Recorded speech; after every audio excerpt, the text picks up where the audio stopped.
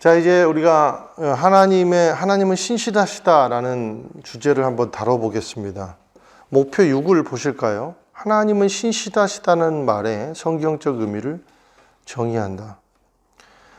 하나님께서는 자신이 신실하다고 선포하셨습니다. 그 신실하시다는 것은 다른 이에게 절대적으로 확고하게 약속과 책임을 지킨다는 뜻입니다. 우리는 우리가 가지고 있는 상식과 도덕성의 기준을 우리는 여러분 평생 지켜왔습니까? 완벽한 인생을 여러분이 나름대로 갖고 있는 그 도덕성, 나름대로 갖고 있는 그 상식, 이런 것들을 여러분 흔들림 없이 잘 지켜왔습니까? 완전하게? 하나님은 책임지십니다. 여러분은 여러분의 자녀, 그리고 여러분의 직장, 여러분의 가정, 그리고 여러분의 신념, 이런 것들을 평생 완전하게 지켜왔다고 생각을 하세요? 하나님이 하신 약속을 절대적이고 확고하게 하나님은 그 약속을 지키시고 책임지십니다. 말라기 3장 6절에 나 여호와는 변치 아니하시나니. 하나님께서는 변하신다는 것은 불가능하다는 것이죠. 하나님께서는 단 한 번이라도 신실하지 못한다는 것은 그분이 변질된 겁니다. 변하게 만드는 것입니다. 그러므로 하나님은 단 한 번이라도 신실하지 않은 적이 없다라는 거죠.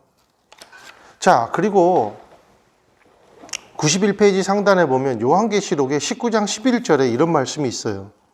내가 하늘이 열린 것을 보니 보라 백마와 그것을 탄 자가 있으니 그 이름은 충신과 진실이라. 그가 공의로 심판하며 싸우더라. 자, 하나님이 백마 탄 그러한 그 자로 나타났는데 그 하나님의 이름을 보니까 충신, 그러니까 피스토스로 표현하고 있어요. 이게 무슨 말이냐면 신실하시다라는 것이죠. 진실하시다라는 것이죠. 오죽했으면 하나님의 이름이 여러분 신실한 하나님이시겠습니까? 예수 그리스도도 충성된, 그러니까 신실한 하나님으로 이 땅 가운데 오셨다라는 것이죠. 신명기 7장 9절 그런즉 너는 알라 오직 내 하나님 여호와는 하나님이시요 신실하신 하나님이시라. 그를 사랑하고 그의 계명을 지키는 자에게는 천대까지 그의 언약을 이행하시며 인애를 베푸시되. 우리가 하나님의 신실하심에 대해서 안심할 수 있는 또 다른 이유는 그분의 신실하심이 우리가 신실해야 한다는 조건에 묶여있지 않다는 겁니다. 디모데후서 2장 13절 우리는 미쁨이 없을지라도 주는 항상 미쁘시니 자기를 부인할 수 없으시리라. 그리고 좀 밑에 가 보니까요, 우리의 느낌이나 겉으로 드러나 보이는 현상 때문에 우리는 하나님의 신실에 대해서 의심하고 그리고 불평할 때가 종종 있다는 겁니다. 이 말의 함정, 그러니까 하나님의 그분의 신실하심이 우리가 신실해야 한다는 조건에 묶여 있지 않다는 것에 우리는 이 말에 함정이 있어요. 우리는 이 말을 오해를 해요. 마치 우리가 아무리 진짜 망나니 같이 살아도 하나님은 우리를 무조건 보호해 주셔야만, 무조건 우리에게 축복을 주셔야만, 우리를 잘 되게 해주셔야만, 하나님은 구원케 해주셔야만 하나님은 신실하시다라는 걸로 우리가 오해를 한다는 거죠. 근데 우리가 생각해 보세요. 우리가 생각하고 있는 그 축복의 개념이 하나님의 그 개념과 전혀 차원이 다른 개념이다라고 한번 생각해 보세요. 자, 그러니까 여러분이 갖고 있는 축복의 개념, 하나님이 갖고 있는 축복의 개념이 완전히 다르다. 우리가 배우고 알고 있는 거랑 다르다라고 한번 생각해 보세요. 그리고 하나님의 나라에는 이것이 우리가 갖고 있는 개념이 가장 작은 이 미개의 개념, 축복의 개념에 불과하다면 하나님은 그 축복의 개념을 우리가 갖고 있는 그 축복의 개념 안에 우리가 계속 그냥 갇혀 있도록 내버려 두는 것이 하나님의 의인가? 고쳐줘야 되지 않겠습니까? 그것이 때로는 여러분 실망으로 나타나고 분개로 나타나고 내가 뜻하지 않는 그러한 일들이 이루어짐으로 말미암아 하나님을 의심하고 그런 걸로 나타나지 않겠습니까? 그런데 그럼에도 불구하고 이 일들이 계속 우리에게 일어나는 이유는 뭐겠습니까? 어쩌면 하나님이 우리를 하나님이 갖고 있는 축복의 개념들을 이해시키기 위해서 하나님이 이러한 일들을 우리에게 주시지 않겠습니까? 예레미야를 보세요. 예레미야는 너무나도 의롭게 살았습니다. 눈물의 선지자입니다. 그럼에도 불구하고 그가 시대를 잘못하고 나서 그렇게 이스라엘 민족의 멸망을 바라봐야 됩니까? 왜 그렇게 고통의 세월을 그 의인이 지나야 되겠습니까? 예레미야가 3장 21절에서 24절을 보세요. 이것을 내가 내 마음에 담아두었더니 그것이 오히려 나의 소망이 되었사옴은 여호와의 인자와 긍휼이 무궁하심으로 우리가 진멸되지 아니합니다. 이것들이 아침마다 새로우니 주의 성실하심이 크도소이다. 내 심령에 이르기를 여호와는 나의 기업이니 그러므로 내가 그를 바라리라 하도다. 여러분, 예레미야도 그 악독하고 어려운 시절을 패망의 민족을 바라보는 시대를 살 수밖에 없는 사람이었습니다. 그러나 예레미야는 하나님의 축복의 개념을 새롭게 깨닫고 하나님을 신실하신 하나님을 붙잡음으로 말미암아 그에게 온 그러한 영감은 뭐였습니까? 눈물이었습니다. 회개였습니다. 이스라엘 민족을 위해서 대신 회개하고 예수님의 마음을 품었습니다. 그리고 예레미야를 통해서 하나님의 축복의 개념들이 갱신되기 시작합니다. 그리고 그것을 느낍니다. 그리고 그것을 선포합니다. 하나님이 사랑하는 예레미야, 또 하나님을 사랑하는 예레미야가 이렇게 서로 생각이 일치가 되었습니다. 그것은 뭘 통해서요? 고통과 고난을 통해서 자기의 뜻이 이루어지지 않음을 통해서 이루어졌고, 그는 하나님의 심경을 이해할 수 있었고, 그리고 하나님의 신실하심을 끝내는 고백할 수밖에 없는 그러한 사람이 되더라라는 것입니다. 하나님은 우리에게 거저먹는 인생이 되지 않기를 원합니다. 하나님의 신실하신 그러한 성품에, 여러분 하나님의 성품을 배우는 목적이 뭐예요? 하나님의 성품이 이러하니까 나는 그냥 하나님의 성품 받아먹고 사는 존재로 끝나야 된다 라고 만족하려고 이거 배웁니까? 그게 아니라 하나님의 성품을 우리가 닮아서 하나님의 성품을 흘려보내는 사람이 되기 위한 것이 바로 하나님의 목적이라는 것이죠. 저와 여러분이 그런 삶이 되게 하기 위해서 하나님은 오늘 하나님의 성품이라는 과목에 참여하게 하셨어요. 그냥 하나님의 성품 알고 하나님이 이런 분이니까 안심해도 되겠다. 나 그냥 이 상태로 살아야지. 그리고 하나님은 나에게 무조건 축복 주셔야 돼. 이러한 것을 그냥 깨닫게 하기 위해서 하나님은 하나님의 성품이란 과목에 참여하게 하셨습니까? 그게 아니라 아니다. 나는 너를 예레미야처럼 아브라함처럼 성경의 다니엘처럼 변치 않은 하나님의 성품을 인정하고 그 성품으로 세상 가운데 영향력을 끼치고 많은 사람을 옳은 대로 돌아오게 하는 그 목적을 네가 이루기를 원한다 라는 그 목적으로 하나님은 우리를 지금 불러주시고 그리고 하나님의 성품의 과목에 참여하게 하신다는 겁니다. 이 사실을 믿으시기를 바랍니다. 자, 또 목표 7을 또 읽겠습니다. 성경의 인물들이 신실하신 하나님을 신뢰하도록 그 훈련받는 것을 관찰하고 하나님께서는 지금 나에게도 신실하시다는 사실을 삶에 적용한다. 이미 말씀드렸어요.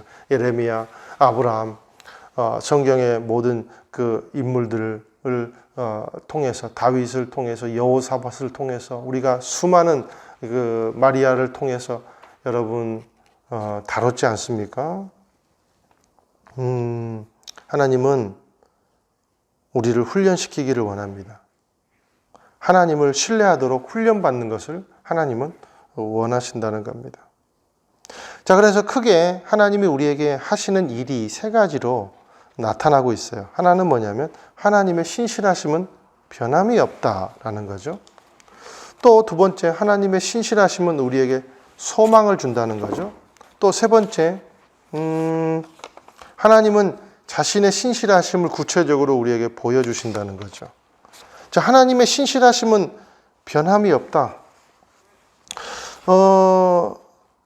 여기 보니까요, 93페이지에, 자, 이제 아브라함과 사라를 통해서 또 하나님의 신실하심에 대해서 변함이 없다는 것을 보여주고 계십니다. 1, 2, 3, 4번만 우리가 언급하고 넘어가도록 하죠. 1. 이 부부는 나이가 많이 들었음에도 불구하고 그때까지 자녀를 갖지 못하고 있었습니다. 하나님은 아브라함과 사라에게 약속을 하셨습니다. 창세기 12장 1절에서 3절이죠.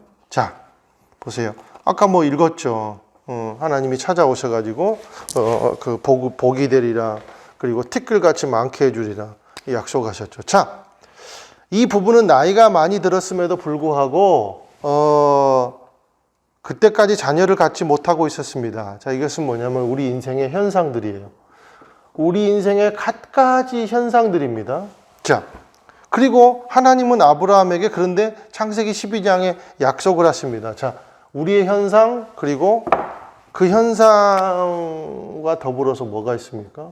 하나님의 약속이 있다는 거죠. 자, 이 부분은 그러나 하나님을 의심하였습니다. 그들은 자신이 이해하는 방식에 의지하여 문제를 해결하고자 하였습니다. 자신의 복의 개념으로 이해하고자 했던 거죠. 잠언서 3장 5절에서 7절을 읽어보세요. 자, 이제 우리의 현상, 우리가 지금까지 있었던 그 현상, 그리고 하나님의 약속의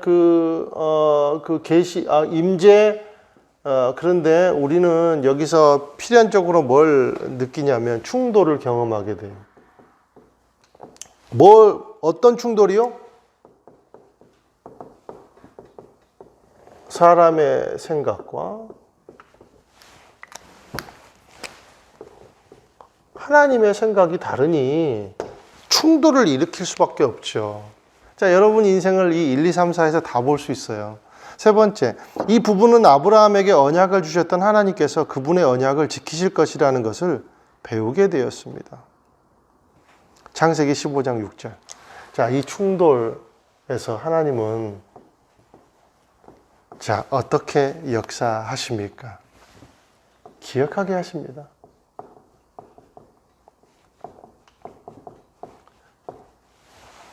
묵상을 통해서, 삶의 사건들을 통해서,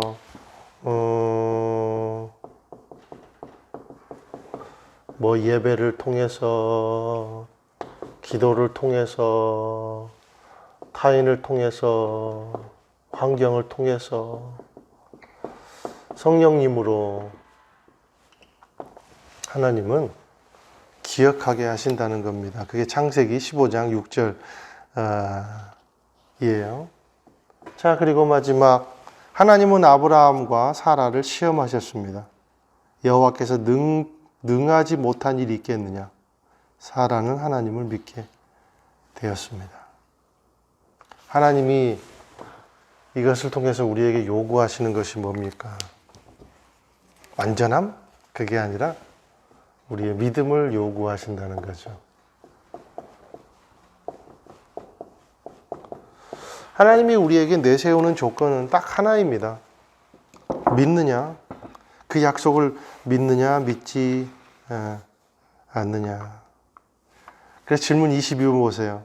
이사야 50장 10절에 따르면 우리 주변의 모든 것이 마치 하나님께서 우리에게 주신 약속에 대해 신실하지 않은 것처럼 보이게 만들 때도 우리는 무엇을 해야 된다고 가르칩니까? 여호와의 이름을 의뢰하며 자기 하나님께 의지하라. 즉 믿어라. 이렇게 말씀을 하고 계시죠. 94페이지로 가보겠습니다. 쭉 보니까 예레미야, 아까 예레미야에 대해서 잠깐 설명해 드렸는데, 예레미야는 비탄에 빠진 자기 자신과 고통스러운 현재의 상황만을 바라보던 눈을 들어 하나님을 주목하면서 그분의 위대하신 성품, 신실하심을 기억하였습니다. 그는 이스라엘 사람들이 가나안에 들어갔던 시대까지 거슬러 올라가 그의 선조들에게 신실하셨던 하나님을 기억했습니다. 그리고 그는 똑같은 무한대의 자비가 자신에게도 주어진 것을 기억했습니다. 변화가 그의 심령에 일어났습니다. 그는 하나님께 이제 희망을 두기로 결심하였습니다. 그는 하나님께서 행동하시는 것을 기다리기로 결심하셨습니다. 놀랍죠? 여러분, 하늘은 높아져야 밝아요. 인간은 높아지면 오염돼요.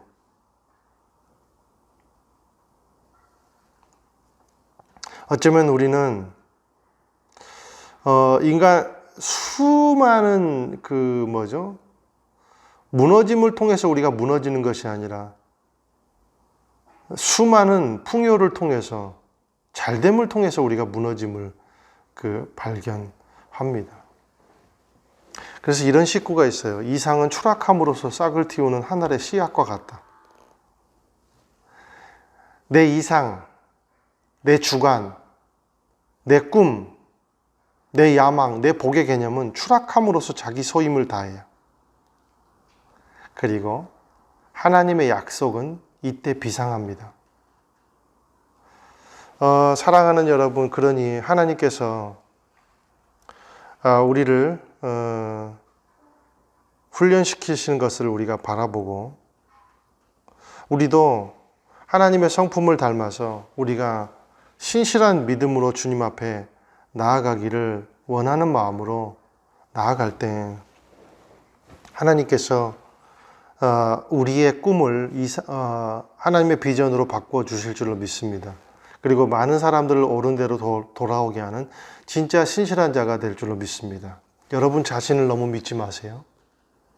여러분 자신이 갖고 있는 정의감, 주관 너무 신뢰하지 마세요.